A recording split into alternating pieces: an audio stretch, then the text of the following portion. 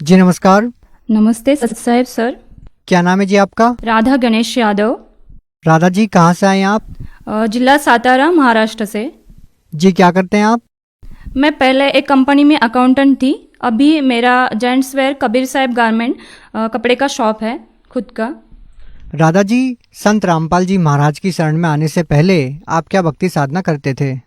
जैसे ही हमारे घर में मतलब जैसे हमारे समाज में पारंपरिक भक्ति थी वो करती थी, और जो भी बड़े लोग करते हैं वह उनका ही देख के मैं भी गणेश जी की और गुरुदेव दत्त जी की भक्ति करती थी।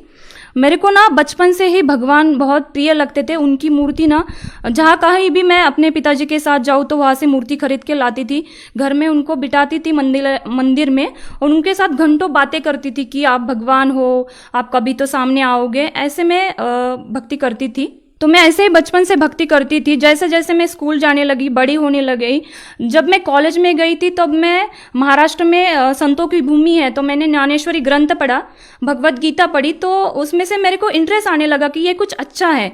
तो मैंने उस पर स्टडी करना शुरू किया।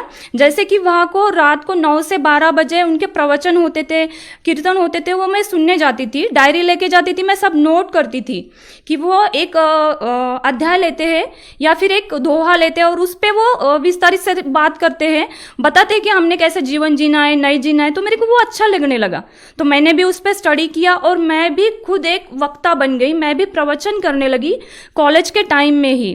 तो मैं ऐसे देखती थी कि जब भी सारे श्रद्धालु आगे बैठते हैं और मैं प्रवचन करती हूँ तो वो मेरे से ये चाहते हैं कि ये हमें कुछ मतलब उनके जो दुख थे वो उनका दुख का निवारण मैं करूं। लेकिन मेरे को ही एक दुख था कि मेरे को भगवान चाहिए था जो मेरे को नहीं मिल रहा था।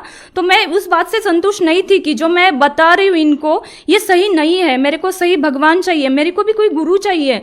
मैं खुद गुरु नहीं बनना चाहती थी। तो राधा जी, आपकी जो परमात्मा की तलाश थी वो कैसे पूरी हुई? जी, मेरी शादी होने के बाद, मैं बचपन से इतनी भक्ति करती थी, तो शादी होने के बाद 6 महीने में मेरे को उस घर में, मतलब जहाँ पे मेरी शादी हुई वहाँ पे मेरे को ये बात पता चली कि इनके घर में जो छोटा संतान है उसको कभी पुत्र प्राप्ति नहीं होता था। तो मेरे को तो ये बात सुन के बहुत डर लगा कि मैं तो भक्ति पहले से ही करती थी तो मैंने और भक्ति बढ़ा दी। तो मेरे को ये बात था कि गुरु करना चाहिए, गुरु से मोक्ष मिलता है या गुरु करने से कुछ हमें लाभ भी मिलते हैं। जैसे कि मेरे को संतान नहीं था तो मैं इनकी खोज में थी ही। तो मैंने रत्नागिरी में जाके नरेंद्र महाराज करके है, उनसे नाम दीक्षा ली, उनकी भक्ति करने लगी। उन्होंने कुछ गण गणात बोलते ऐसा मंत्र दिया, वो करने लगी।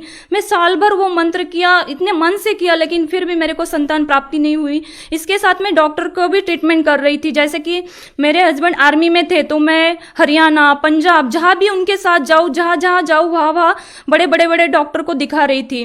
जैसे कि मैं दिल्ली में भी आई थी तो सबसे बड़ा RR हॉस्पिटल करके है, वहाँ बहुत सारे बाहर से डॉक्टर आते हैं, मतलब परदेशी से डॉक्टर आते, तो उनको भी दिखाया था। मेरे मतलब डॉक्टर लोग बोलते थे कि आपके रिपोर्ट्स नील है, आप में कोई ऐसा इशू नहीं कि आपको संतान ना हो, लेकिन फिर भी संतान नहीं हो रही थी।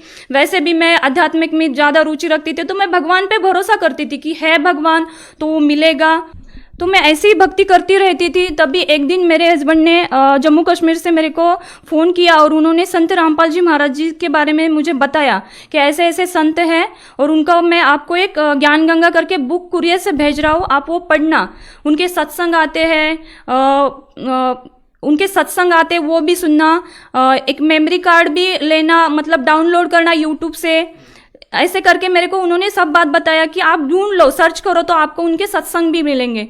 तो उन्होंने मेरे को बुक भेजा, तो मैंने वो बुक पढ़ना शुरू किया, फिर उनके सत्संग देखना शुरू किया।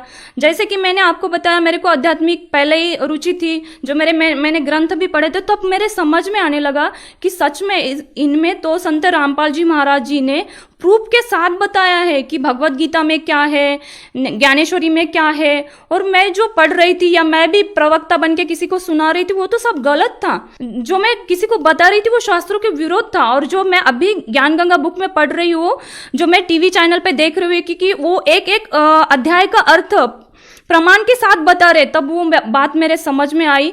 मैंने पूरा पुस्तक पढ़ लिया, उनका सत्संग भी सुना, और ये सब ज्ञान समझ के मैंने संत रामपाल जी महाराज जी की नाम दीक्षा बरवाला आश्रम सतलोक हरियाणा में जाके 25 दिसंबर 2013 को मैंने जाके संत रामपाल जी महाराज जी से नाम दीक्षा ली।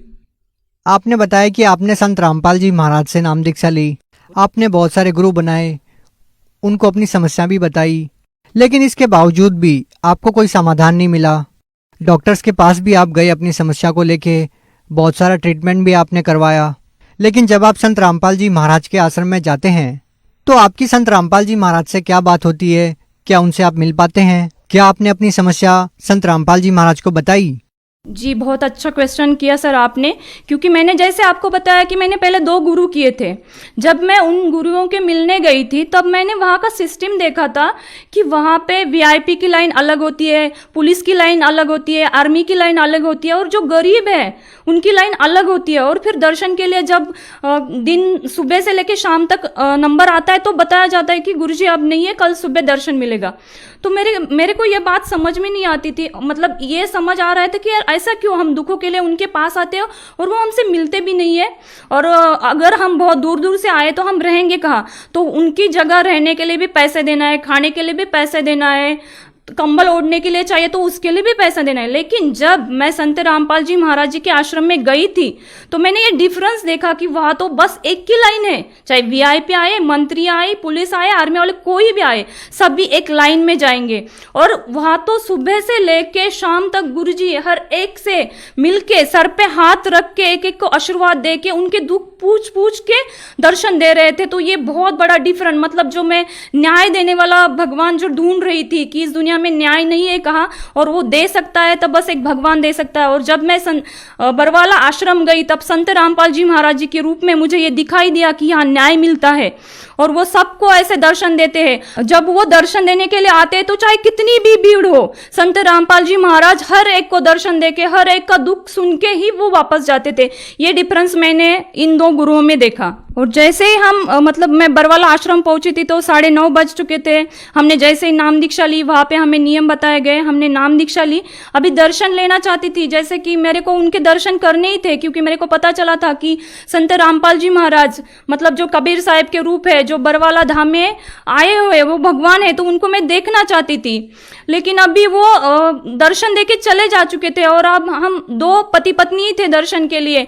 तो ये बहुत बड़ा डिफरेंस मैंने देखा कि मतलब इतने बड़े संत हैं वो, और 2 आदमी के लिए वो दर्शन के लिए फिर वापस आ गए और मुझे और मेरे पति को उन्होंने दर्शन दिया। मैं दर्शन देने के बारे में भी एक बात बताना चाहूंगी कि जैसे मेरे को बचपन से आदत थी कि मूर्ति में मैं भगवान ढूंढ रही थी, मेरे को वो दिखना चाहिए। जैसे मैं बरवाला आश्रम में मतलब संत रामपाल जी महाराज मेरे को दर्शन देने आए, तब उनका साक्षात दर्शन देखा मैंने, जैसे कि उनके शरीर से रोम रोम ऐसे प्रकाश आ रहा है, जैसे मैंने अभी तक वो टीवी पे ही देखा था, जैसे कि चक्र घूम रहा है। और वो इतने इतने सुंदर दिख रहे थे कि मतलब छोटा बच्चा भी इतना सुंदर नहीं होता, इतना सुंदर मेरा भगवान मुझे दिखाई दिया, जो आज संत रामपाल जी महाराज कबीर साहिब के ही रूप है, जो मेरे को बरवाला आश्रम में उन्होंने साक्षात दर्शन देके बताया। जी राधा जी, जैसे आपने बताया कि जब आप सतलोक आश्रम बरवाला में गए तो आपने संत रामपाल जी महाराज का एक प्रकाशमय नूरी रूप देखा, तो हम आपसे जानना चाहेंगे क्या आपको जो 7 साल से इतनी सारी प्रॉब्लम थी, जो आपको बीमारियां थी, क्या संत रामपाल जी महाराज से नाम दीक्षा लेने के बाद, उनके दर्शन करने के बाद आपकी जो समस्याएं थी उसमें भी आपको कोई लाभ मिला? जी, जैसे ही संत रामपाल जी महाराज जी ने मेरे पति को आशीर्वाद दिया, तब उनको, वो आर्मी में बॉक्सर थे, तो वो बॉक्सिंग रिंग में जब खेल रहे थे तो गिर गए थे और उनकी रीढ़ की हड्डी टूट चुकी थी। जैसे उनको आशीर्वाद मिला, 80% उनको राहत तो वहां मिल गई। और जैसे वो बाहर आके हम दोनों ने बात किया संत रामपाल जी महाराज जी के बारे में, तो उन्होंने बताया कि संत रामपाल जी महाराज जी ने बोला है कि अभी आप मतलब जो परमेश्वर से मांगा है वो आपको मिला है। तो उसके हफ्ते बाद ही मैंने अपना प्रेगनेंसी चेक किया तो मैं पॉजिटिव थी और मेरा प्रेगनेंसी स्टार्ट हो चुका था। ये सब संत रामपाल जी महाराज जी के मंत्र लेने से, उनके आशीर्वाद से ही मुझे मिला था, जो कि मैं 7 साल पहले इतना भक्ति करती थी, इतने गुरु किए थे, मतलब मैं बहुत बचपन से भक्ति करती थी, तब भी मेरे को किसी भगवान से ये नहीं मिला। लेकिन जब संत रामपाल जी महाराज जी से मैंने ऐसे अरदास किया, संत रामपाल जी महाराज जी के आशीर्वाद से संतान प्राप्त हुई। संत रामपाल जी महाराज जी की जब से नाम दीक्षा लिए तब से बहुत सारे, मतलब रोज डेली उनके लाभ होते हैं। लेकिन फिलहाल ये अभी एक जो इंसिडेंस हमारे साथ हुआ है वो बहुत बड़ा हुआ है, मैं बताना चाहूंगी जी। अभी 30 मार्च 2021 को मैं और मेरे हस्बैंड कोविड में मतलब कोविड पॉजिटिव हुए। मेरी हालत तो ठीक थी, लेकिन मेरे हस्बैंड की हालत बहुत खराब थी। उनका 23 स्कोर था और वो बिल्कुल भी ऑक्सीजन नहीं ले पा रहे थे। आईसीयू में 7 दिन मैं उनके साथ थी। मतलब जैसे उनका ऑक्सीजन निकाल जाए तो मछली की तरह तड़प रहे थे और इतने सीरियस थे मेरे पति। तो एक दिन डॉक्टर ने बोला कि अभी इनका ऑक्सीजन लेवल 100 सैचुरेशन रखने के बाद भी इनको सांस लेना नहीं आ रहा है, तो भी यहाँ से गला काटना पड़ेगा और यहाँ से नलिया डाल के उनको ऑक्सीजन देना पड़ेगा।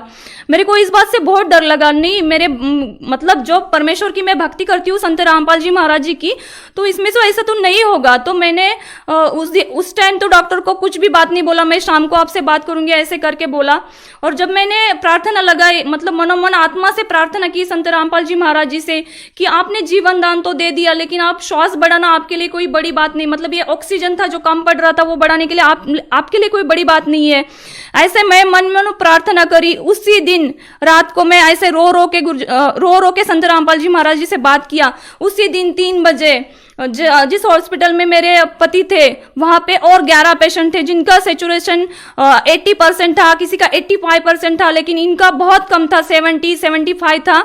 तो मतलब सबसे खराब स्थिति इनकी थी। सबसे पहले ये मरने वाले थे। ऐसे डॉक्टर ने बोला था कि आप इनके ऊपर पैसा मत खर्च करो। लेकिन जब मैं संत रामपाल जी महाराज जी से ऐसा बात किया, उसी दिन 3 बजे गुरुजी संत रामपाल जी महाराज जी ने मेरे हस्बैंड को दर्शन दिया, उनको अमृत जल पिलाया। और जैसे ही उनको अमृत जल पिलाया, उनके फेफड़े जो 23% मतलब डैमेज हो चुके थे, वो इतने मतलब जैसे अमृत जल पिया तो उस फेफड़े में से वो अंदर जाते हुए उन्होंने महसूस किया और उसके बाद उनका सैचुरेशन बढ़ने लगा। डॉक्टर भी हैरान था कि सुबह ऑपरेशन करवाना है। जब उन्होंने आके देखा तो इसका सैचुरेशन तो बढ़ गया, इसको अभी ऑपरेशन की कोई जरूरत नहीं। और जैसे हॉस्पिटल में वो 11 पेशेंट और थे जो जिनकी स्थिति अच्छी थी और मेरे हस्बैंड की स्थिति बहुत खराब थी। तो मैं 1 हफ्ते की बात बता रही हूँ। उस हफ्ते में वो 11 के 11 पेशेंट चले गए, लेकिन पर संत रामपाल जी महाराज जी की दया से मेरे हस्बैंड की जान बच गई और उनको ऑक्सीजन के साथ डिस्चार्ज दिया गया। जो ऑक्सीजन उनको दिया था वो डॉक्टर ने बोला था कि कम से कम आपको 3 महीने घर में जाके ऑक्सीजन लेना पड़ेगा, आप चल नहीं पाओगे, आपको बेड रेस्ट ही करना है। लेकिन संत रामपाल जी महाराज जी की दया से 13 दिन ही मैं खुद ऑक्सीजन लगाती थी, निकालती थी, मैं उनकी देखभाल करती थी। तो मैंने आंखों से देखा है 13 दिन के बाद ही उनका ऑक्सीजन पूरा निकल गया और अपने पैर से वो खुद चलने लगे। ये बहुत बड़ी दया परमेश्वर की हुई है। मैं और एक दूसरा लाभ बताना चाहती हूँ। जब मेरा बच्चा 9 मंथ का था तो मैं और मेरे हस्बैंड बाइक पे जा रहे थे। 70 की स्पीड से बाइक चला रहे थे। हस्बैंड अचानक से आगे से कोई आ गया तो उन्होंने अर्जेंट ब्रेक लगाया। बच्चा मेरी गोदी में था, मैं ऐसे गिरी, मैं 5 फीट आगे गिरी, उससे आगे भी मेरा बेटा 5 फीट आगे गिरा। संत रामपाल जी महाराज जी की दया से बस मेरे को थोड़ा सा खरोच यहाँ पे आया, लेकिन जो मेरा बेटा है ना उसको कुछ भी नहीं हुआ। तो ये कितना बड़ा चमत्कार है। इतना छोटा बेटा, मैं उछल के कूदती हूँ, उससे भी आगे बेटा कूदता है तो उसको कितनी चोट आनी चाहिए थी, लेकिन संत रामपाल जी महाराज जी की वजह से उसको कुछ भी नहीं हुआ। ये मेरे को जीवन दान दिया मेरे बेटे को संत रामपाल जी महाराज जी ने। बहन जी, जैसा कि आपने बताया कि संत रामपाल जी महाराज ने आपको इतने सारे जीवन दान दिए, आपके बच्चे को जीवन दान दिया, इतनी सारी समस्याओं से आपको बचाया, तो आप भगत समाज को क्या संदेश देना चाहते हैं? जी, मैं भगत समाज को, मेरे भाई बहन को ये संदेश देना चाहती हूँ कि देखो, हम सुशिक्षित है, आज सभी को ज्ञान है कि हमें पढ़ना चाहिए। हर एक कोई ना कोई किसी दुख से परेशान है, कोई ना, मतलब हम सब भगवान की खोज करते हैं। तो हमें ये देखना चाहिए कि भगवान कौन है, हम यहाँ कैसे आए हैं। तो मैंने भी बहुत सारे किताबें पहले पढ़ी थी तो मेरे को समझ में नहीं आता था कि इसमें कुछ बताया भी है। लेकिन जब ज्ञान गंगा बुक पढ़ी तो मुझे सृष्टि रचना पता चली कि हम यहाँ कैसे आए हैं, ये काल देवता कौन है, हमारे साथ इतने सारे इंसिडेंट्स क्यों घटते हैं, इसके पीछे क्या कारण है, क्या वजह है, हमने ढूंढना चाहिए। लेकिन हम क्या करते हैं, जैसे हमारी पारंपरिक भक्ति है, हम अंधे होके वो भक्ति करते रहते हैं और रोते रहते हैं कि हमारे साथ कुछ भी अच्छा नहीं होता है। लेकिन मैंने जो अनुभव किया है, आप भी मतलब पढ़े लिखे हो तो उनके बहुत से चैनल पे सत्संग आते हैं, वो सुनो, उनकी ज्ञान गंगा बुक पढ़ो, जीने की राह बुक है वो पढ़ो। राधा जी, जो व्यक्ति संत रामपाल जी महाराज से नाम दीक्षा लेना चाहते हैं वो उनसे नाम दीक्षा कैसे ले सकते हैं? जी, उनके सत्संग बहुत सारे चैनलों पे आते हैं, तो उसके नीचे पट्टी आती है नीली कलर की, उसमें बहुत सारे नंबर दिए जाते हैं। अपने जिले के नामदान केंद्र का पता करके आप वहां से नाम दीक्षा ले सकते हो। जी, बहुत बहुत धन्यवाद। सत साहेब जी।